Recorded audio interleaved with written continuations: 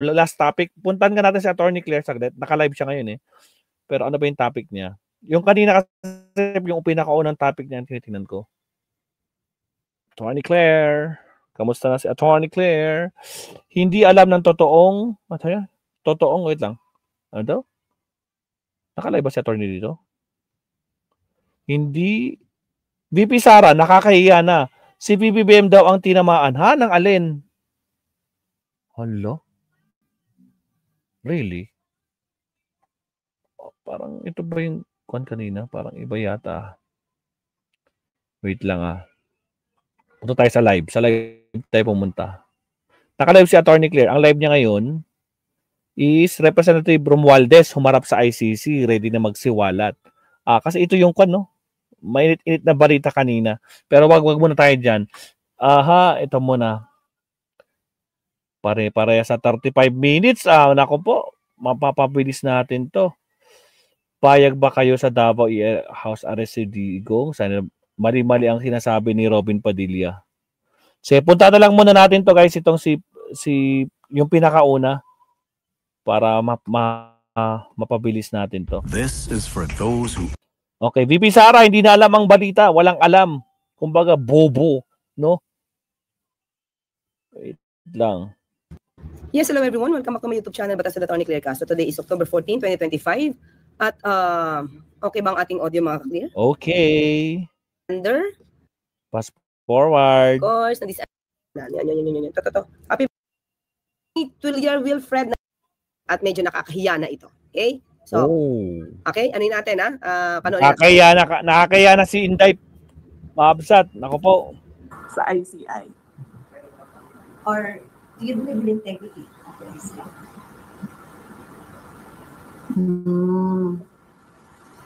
Sinabi ko. Siyempre, mga ka-clear. Wala naman ito sasabihin. Wait lang guys, wait lang. Sa proyekto ng Pangulo, expect nyo na yan. Kahit na maganda ang ginagawa at marami naman nagtitiwala, mga ka-clear, sa ICI, expect nyo nung walang sasabihin maganda ang Vice Presidente sa lahat ng ginagawa ng Pangulo. At minsan, hindi pa niya talaga alam kung ano na nangyayari sa bansa. Bakit? Madalas siya tatong wala sa bansa eh. Di ba? Katulad kanina, nasaan ang Pangulo? Di ba? Nasa Cagayan. Hindi niya alam? Hindi niya inaalam? Nagbubulag-bulagan? O puro vloggers niya lang ang kausap niya? Kaya hindi niya alam kung ano nangyayari sa bansa, ano na itutulong ng Pangulo? Di ba? Kanina lang, tumulang ang Pangulo sa mga magsasaka. Sige, tuloy tayo. Tuloy. Ko na yan, diba? Na ang ginawa lang kasi ng Pangulo noong tinamaan siya ng sarili niyang ang hina. Lobat to, mga ka-clear. Mukhang lobat. Ulitin nga natin. Lobat si VP Sara dito. Teka lang, ulit Hindi ko na siya iniisip, ma'am. Sinabi ko na yan, diba? Na tagal mag-isip ni VP Sara. Ang ginawa lang kasi ng Pangulo noong ano? Tinamaan siya ng sarili niyang speech. Hindi ko kasi alam, siguro nag-iisip pa siya ng sagot. Patawarin niyo na. Kayo naman, masyado naman kayong hayaan mo, nag-iisip kasi ang Vice Presidente kung ano yung sasagot niya. Di ba? Kasi mukhang hindi naman siya ready doon sa mga katanungan ganyan at hindi niya siguro alam yung nangyayari talaga. Kaya mahihirapan siya mag-isip. Loading. Di ba? Di ba, call 45? Di ba, Sabaw? Hindi alam ni Tambalukring ang totoong balita na siya ang may tama. Yun na, mga ka-clear. Di ba? Ayan, di ba? Error 404 nga, no? Yan, di ba, Ariel Salinga? Ayan, si Ariel Salinga, ha? Yan. Ano natin yan? Ka-clear yan, ka-clear. Sige. Yes. Okay. Thank you, Ariel Salinga. Lagi kang dumalaw sa atin, no? Paano ngayon ko lang yata nabati si Ariel, no? Lagi natin batiin si Ariel Salinga. Yan. Tapos, ang kapal talaga ng mukha nitong, sa siyang walang ginawa, sita pa, siya pa namintas, no, rebellion. Oo nga tingin ko lang mga kaklit. Pagbigyan nyo na. Good evening po, Attorney Claire. Kanina pa kita inaabangan. Gusto ko marinig na naman kung ano isasagot mo kay VP Sara sa press con kanina. Di kasi ako makatulog sa mga pinagsasabi niya. Ito, hindi pa, anong oras ba to? Parang hapon na to dumating eh. Hindi siya covered nung press con eh. Oo. Hindi siya covered ng press con. Yan. So, kaya hindi siya, actually, mga kakli, hanggat maaari sana, kung hindi na siya sana maitatanong sa mga press briefings. Kasi dapat, sabi nga nila, dapat puro good news, good news, good news. Ang problema ng mga DDS na namimintas na dapat good news, good news, good news, hindi nila pinapanood yung press briefing ng buo. Hindi ba nakakahiya yon? Ang pinapanood nila, most probably, ay yung nasa mainstream na news. At nagkakataon mga kaklir, hindi natin binibring up ang Vice Presidente sa briefing. Nagkakataon na merong tanong. Sa pag may tanong, ano sasabihin natin? No comment? Hindi pwede. Kasi manliligaw ang mga Pilipino pag hindi natin itinama ang mali. Diba? Pag hindi natin itinama ang mga kwento-kwentong kutsero nila, kawawa ang mga Pilipino na inosente, na nagre-rely lang sa mga tamang news, sa totoong mga nangyayari, hindi yung mga puro sa vloggers lang, na ang gawa fake news. Diba? Hindi pwede ganon. Kaya sabi nga natin, itong mga DDS na to na ang trabaho ni Claire dyan, ni Auntie Claire dyan, dapat magbigay ng good news. Yun nga. Kung nanonood kayo ng buong press briefing mula umpisa hanggang dulo, di ba? Minsan 3 good news pa bago magtanungan. After the tanungan, may good news pa kami. Mga programa ng gobyerno. Di ba? Hindi lang ng Pangulo. Hindi talagang gobyerno. DSWD, DepEd, BOC, di ba? DPWH. Yan, pati nga Department of Finance na ibibigay natin ang good news dyan. So, hindi na sila nanonood ng briefing. Ang pinanood lang nila kung paano ko sagutin at yun na yung news. Diba? Kaya nga yung iba mga dito yung mga nagpo-podcast din na iba Diba? Nasa mainstream pa yun. Diba? Minsan, iba yung kinukwento. Bakit? Kasi hindi nila napanood yung buo. Ang nakikita lang nila, minsan yung siyempre, yung snippets lang ang kinukuha ng news. Hindi naman lahat yun. Diba? Yun na. Kung manood kayo ng buo, makikita nyo kung ano yung mga na babahagi natin na good news na ginawa ng Pangulo at ng administrasyon. So, yan mga kli. So, ano yan muna? Mukhang loading siya. Baka nga di niya alam yung buong katotohanan. Okay?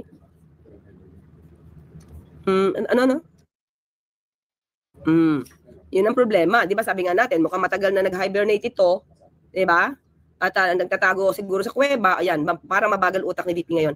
Manggorio. Kasi mukhang hindi niya alam yung buong katotohanan na nangyayari. Kasi kung nag-approach siya palagi at ang purpose niya ay manira ng gobyerno, wala talagang papasok sa utak niya kundi kung ano yung paano sirain ng gobyerno. Hindi niya na makikita bilang public servant siya, ha? Hindi niya alam ang programa ng gobyerno kung ano nangyayari. Di ba?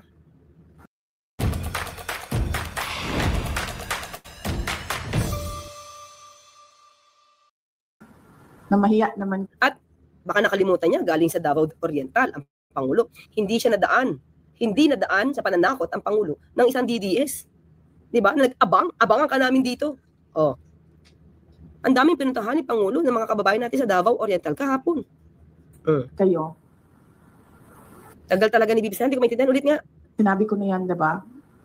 Na Ano?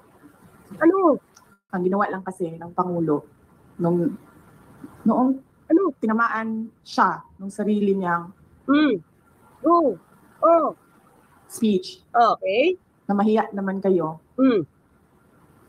At nagalit yung mga tao. Nagalit? Ang ginawa lang niya ay magpalit siya ng sarili niyang Hindi naka-slow yan, ha? Normal yan, ha? speech. Namahiya naman kayo. Wait lang, ha? Pakita ko, ha? Hindi yan naka-slow, mga clear settings. Ayan, ha? Normal, ha? Kita, ha? Normal, ha? Wala akong binabago dyan. Mabagal lang talaga siya. At nagalit yung mga tao. Ang ginawa lang niya ay magpalit ng House Speaker at ng Ano yun? President ng Senate. Di ba, mga ka-clear? Yun lang daw yung ginawa ng Pangulo nung nagalit ang mga tao. Nakalimutan niya o kinalimutan niyo o ayaw niyang isipin na ang nagbukas ng Pandora's box nito ay ang Pangulong Marcos Jr. Di ba? Hindi naman malalaman ng iba to kung hindi mismo ang Pangulo ang nagalit. Ang unang nagalit dito ay ang Pangulo. Di ba? Kaya nga siya nagpa-imbestiga, BP Sara. Naku, wala daw siyang sinasabing mag-resign, BBM, maniwala ako sa iyo, Inday. Last na mga press con mo, last na mga press con mo, mga Inday, lagi mong pinagbababa si PBBM, tapos sinasabi mo, wala kang sinasabing bumaba na si PBBM. Sino nga? Yan, sabi ni Jefferson Maldia. Yan, sige, take upin natin, parang pangatlo yata, panghuli natin. 5 tayo ngayon, mga kaya medyo bibilisan natin. Okay. At gumawa ng ICI. Pero hanggang ngayon, wala pa rin nananagot. Pambihira naman talaga to si BP Sara. As in, pambihira. Sabi ko sa inyo, alatokhang ang gusto nito eh. Mga ka-clear, hindi to isang bagay o isang kaso na napakaliit na madali madesisyonan. Kahit nga ejectment case, mga ka-clear, dumadaan pa sa korte. Di ba? Kaya tatataka tuloy marami dito kung naging lawyer ba to, or sorry, kung nag-practice ba to as a lawyer.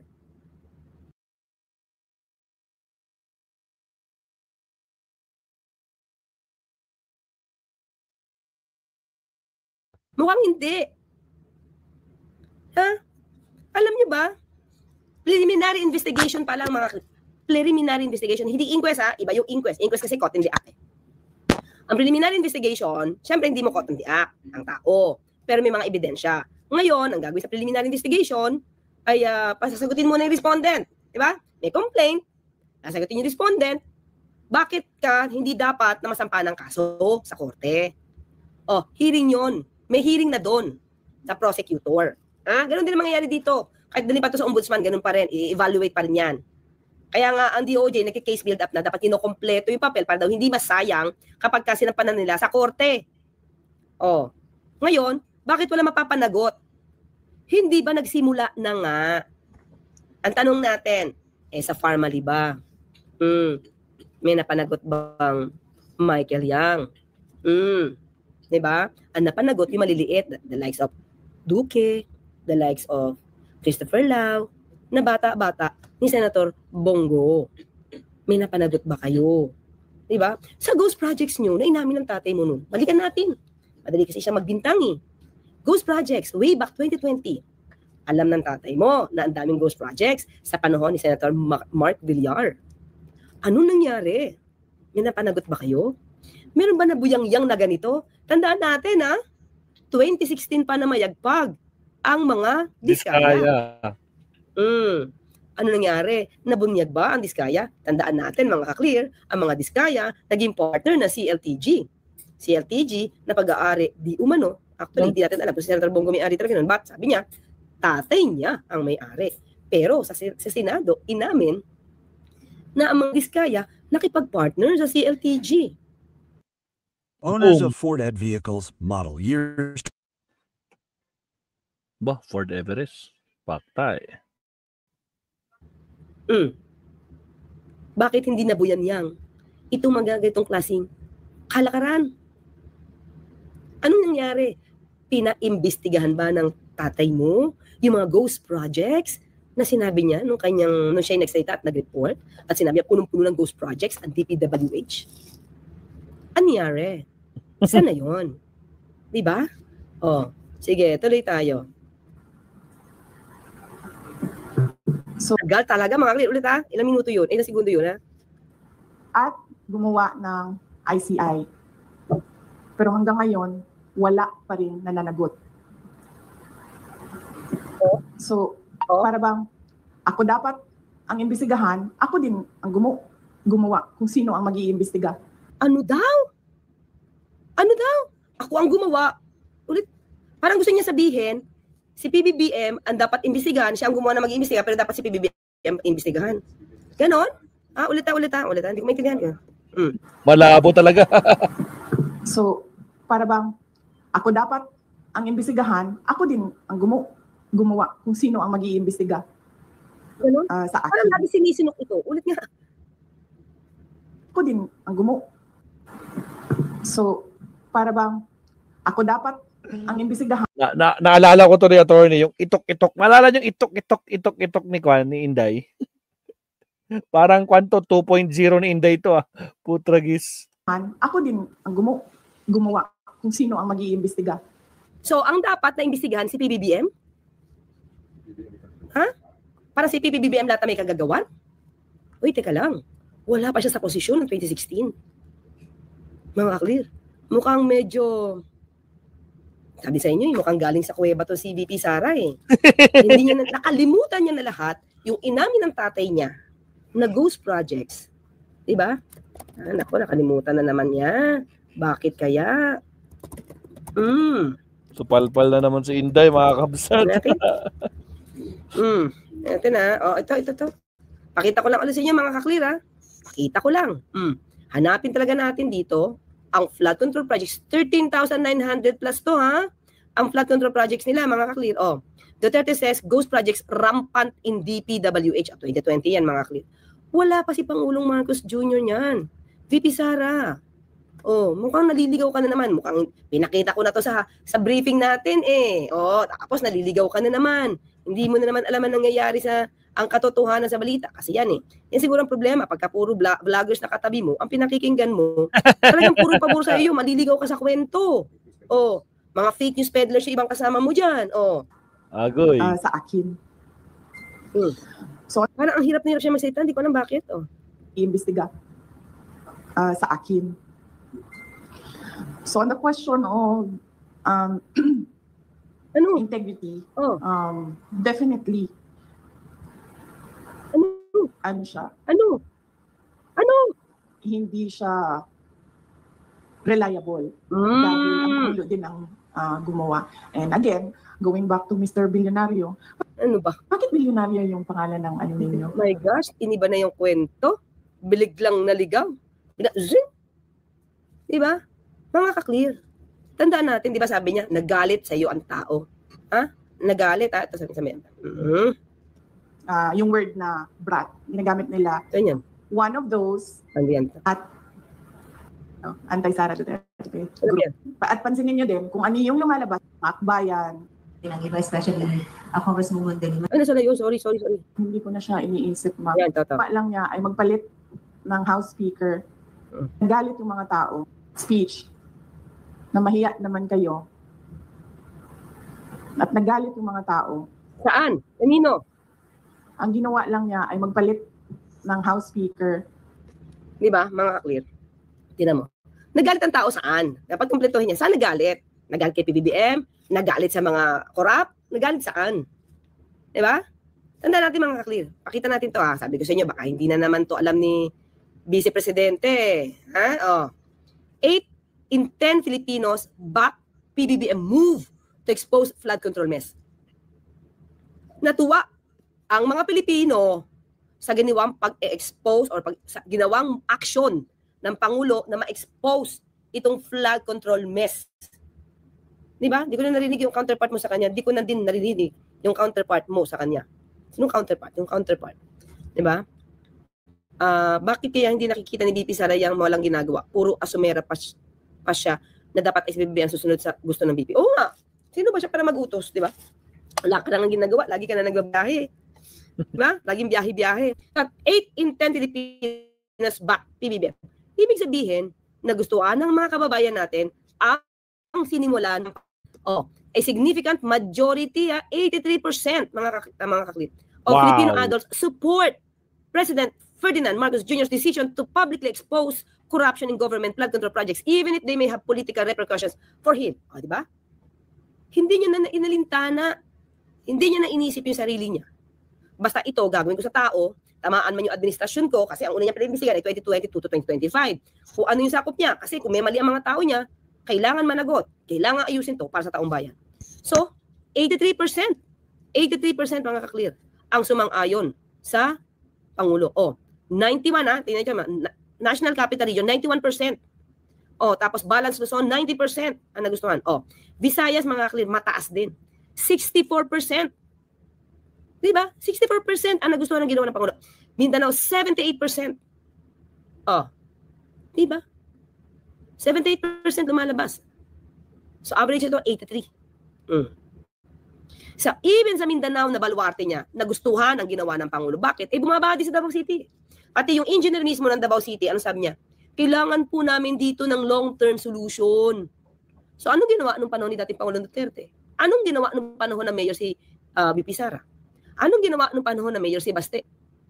Bakit kailangan pa ng engineering department na ng long-term solution? Ibig sabihin, band-aid solution lang yung ginawa. Ang laki ng pondo nila doon, noon. So paano? Saan nagagalit? Tuwa nga ang taong bayan. No? Natuwa ang taong bayan sa ginawa ng Pangulo. Pinaka-pinipili or pinaka-malaki? Pinaka-malaki daw, mga kabsat. Ako, dalawa pa. Wait lang. This is lower than SR. Shopping Mall! Diba? Oh. Kaya yung sabihin na galit ang tao, galit kanina sa Pangulo, kaya bumuelta sa kanya, parang si PBBM ang tinamaan, at ang gusto niya mangyari, para lumalabas, gumawa ka ng ICI, pero dapat ikaw imbestigahan. Ay, teka lang. Di ba? Kaya nga niya yan ginawa para maging independent commission to investigate. So, tatamaan at tatamaan ang 10 taon ng mga proyekto kasama yung taon na presidente si dating Pangulong Duterte. Bakit? Lumabas naman mga kaklir sa Senado eh. Lumabas sa hearing. 2016. Namayagpag na si Diskaya sa flood control projects. At 2020 mga kaklir, inamin ni dating Pangulong Duterte, ang daming ghost projects sa DPWH. So tingin mo ba, dapat hindi yun imbestigahan, VP Sara? Tanong lang natin, di ba? Yan ang tunay na lutang kaysa inaasa nila kay VP Lenny dati. Di ba? Mga kaklir. Tingnan mo ang seryoso ng usapan, biglang pinasok yung bilyonaryo. Bakit bilyonaryo pangalan? Papansin naman, Attorney Claire. Ayun, Maribel Lim, hello po. Yan. Diba? Oh, hi po yung si Claire. Boss Noy, 20. Yan. Oh, ito, 3 tayo. At ng mukhang nahirap siya sumagot, kaya nag-segue siya. Ito yun. In relation doon nga. So on the question of di siya gumawa. And again, going back to Mr. Billionario, di siya reliable. Sa mga kakli, mamili tayo.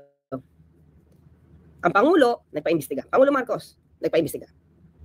Nag-create ng ICI. Pati senador, mga senado, sa Senado, pati sa HR, gustong bigyan ng pangil, mas matinding pangil, ang ICI, bigyan ng contempt power. Diba? Ngayon, ano ang mas reliable? Ang may kredibilidad? Yung gumawa ng isang independent commission to investigate? O yung walang ginawa at all? Yun lang papilian natin. Di Sara? Kasi no panahon ng tatay mo, wala to. Wala ito. Diba? Naimbestigahan ba nun si Mark Villar? Hindi. Wala nag-i-issue. Kahit pandemic, tuloy ang build. Diba? Kaya hanapin natin, nasa yung 13,000, hanapin natin kay Senator Villar. Nasa yung 13,917 flood control projects na nagawa ng panahon ni dating Pangulong Duterte. Hanapin natin yun. So, hindi pwede magmalinis si VP Sara dito. Diba? Bakit? Tatay mo yun eh. At hindi ka pwede magmalinis kasi tinutuno mo yung Pangulo, ito si Pangulo Marcos Jr., na siya may kasalanan. Ay, teka. Diba? Hindi pwedeng ganun. Kasi kaya yung bumabaha, kasi mukhang hindi rin natin nakikita yung 13,917 na flood control projects na ginawa noon, na di umano, na complete. Completed noong panahon ni dating Pangulong Duterte. Pinagmalaki na ito, mga clear. Pero bakit hindi ito naramdaman? Hindi ito naramdaman. Sige, nakita ko lang para sa mga bago dito at baka hindi ito nakita. Sabihin, wala akong resibo. Ayan. Ayan mga clear. 2022. Ano pa ito ni dating Pangulong Duterte? Ayan, BBB, Build Infra Projects, hallmarks sa Duterte administration. Ayan, dito tayo flood control tayo yung mga bridges na yan, dapat makita yan. So ito, sa flood control projects tayo. Mga kuya. As of March 13, 2022, 13,917 flood control projects have been completed. Hindi niyo makakaila yan. Anong news yan? Philippine News Agency. Diyan pa ito ng gobyerno. Diba? PNA. So, paano to? Ito, pag ba to, inimbestigahan, sasabihin mo yung ICI, hindi reliable. Ito, bilang presidente, sa akin lang mga kaklira, bilang vice presidente, kung meron ka talagang magandang nais sa mga kababayan natin, ikaw na magpahanap nito. Ikaw na. Panahon to ng tatay mo para makatulong sa ICI, di ba? Hanap mo to. Para malaman natin kung kasama dyan yung kay Pulong Duterte na worth 51 billion pesos. Di ba? So, di ba dapat nga wala nang problema sa Davao, ba't parang ngayon meron pa rin kayong baha? Bakit ngayon nakikipag-ugnayan pa kayo saan? Sa JICA? Para masolve ang baha? Nasaan yung projects? Doon pa, di ba, isipin mo, bakit? Kala ko ba okay naman kayo? Kala ko presidente siya, naayos na yung Davao City. Bakit may baha? Diba? Dapat na-imbestigahan yun ni VP Sara. Dapat din pa-imbestigahan yun. Ang dapat nangunguna dito, unang-una, si Pulong Duterte. May project siya dun eh. Di ba? Bakit mukhang hindi gumagana? Attorney Claire, ba't kaya ng VP natin, Tan GA? Ng VP natin, pagsalita sa press niya, slow mo na nga, wala pang silbi. Pinagsasabi, yan. Aray ko po. Basura kasi laman ng ulo ni Sara. Ha. Binanggit yung ha. Grabe, ano ba yan? Walang maisip talaga. O nga di ba? Ngayon, mga Claire, bago tayo magtapasin natin, ha? Okay, share ko. Bigla siya nag-segue sa iba eh. Ano bang pakialam niya kung pangalan bilyonaryo? Dahil ang Pangulo din ang gumawa. And again, going back to Mr. Bilyonaryo, bakit bilyonaryo yung pangalan ng ano diba? Bakit? Anong connect? Bakit? Meron na kayong mga billion dyan sa kumpanya ninyo? Naku, baka hindi. Baka mas mayaman kayo. Ayan. Sabi ni Mr. Bilyonaryo, ano yung sabi mo, sir? Controlling the narrative. Yes, control. Oh, billionaire.com ba to? So, sabi ng billionaire.com, controlling the narrative. Sino? The narrative. So, thank you. That wrap up our program. Pinagbiyahe mo ako ng ganito kalayo. Mr. Kahini. Naku, sana okay lang sana kung mahaba tapos meron maitutulong sa bayan. Okay lang. But anyway, mga ka-clear, pinakita ko na sa inyo kasi mahaba ito. Kaya yung iba, sabi ko, topic tayo dito. Ang susunod naman natin muna dito ay si Senator Robin Padilla. After that, siya ulit. Pero kasi kailangan kailangan natin kasi mahaba masyado at magugulo yung ating topic pagka sinabay-sabay natin. Okay? Ayan, tambaliw-liw. Ano yung tambabaliw? Salamat, Attorney Claire. Actually, Concha, no, maganda tong kaso nga lang mga kabsat. Anong oras na ba? Alas 12 na. Naka-live pa si Attorney. Last live na siya, VP Sara, hindi daw sila nag-destabilize yung Makabayan Black. But anyway, mga kabsat. So, okay naman tayo dito, no? Medyo mahaba-haba nga lang ito, 30 plus minutes. Itong kay Romualdez, 27 minutes. Okay na muna tayo. So, we're good, Mabsat, no? Kasi kailangan natin mag-rest na naman kasi maaga na naman tayo bukas. So, salamat ulit, Attorney Claire. Ayan. Saka sa mga nagagalit dyan na mga garapata, good night sa inyo. Ganun talaga, di ba? Masama ang loob ng mga garapata kasi lalo na itong ginawa ng ombudsman, no, na talagang all requests ng mga SALN, no, na ipapakita, hindi nila pipigilan. Nako po, wala na. That's pakad. Kaya malaking problema ng mga garapata at siyempre ng mga Duterte. Kasi mabibisto na ang matagal ng halatado, di ba? So, dito tayo magkakaalaman. Kaya galit na galit sila at saka ayaw nilang tawag nito, ayaw nilang mabisto kung ano yung pinagagawa nila. So, yun na muna, Mabsat. Again, thank you very much. Good night, Mabsat. Maraming salamat po sa mga kasama natin dito mula kanina. Nandito, almost 2 hours na tayo naka-live. So, 1 hour 45 minutes. Almost 2 hours. So, thank you very much po. Kay Rhino Kinese, kay Joel, shout out, Kabsat. 158 sa mga hindi pa nagla-like dyan. Baka gawin nyo ng 200 yung like natin, Mabsat, no? Sa mga hindi pa nag-like. Kay Gardo Zap, kay Elvira G, sino ba? Emily Basog, Gardas up. Sino pa ba? Sa lahat po ng mga silent viewers natin dito mula pa kanina. Thank you po. So, yun na muna, Mabsat. Again, thank you very much kasi medyo late na. May gagawin pa tayo bago tayo matulog kaya medyo busy si Maestro. Para sensya na, Mabsat. Again, kita-kits tayo bukas. Tapos chop-chop na naman tayo. Alam niyo na, mangyayari bukas. Thank you very much. Good night, Mabsat. And more blessings. Paalam. Maestro Paul is signing off. Bye-bye.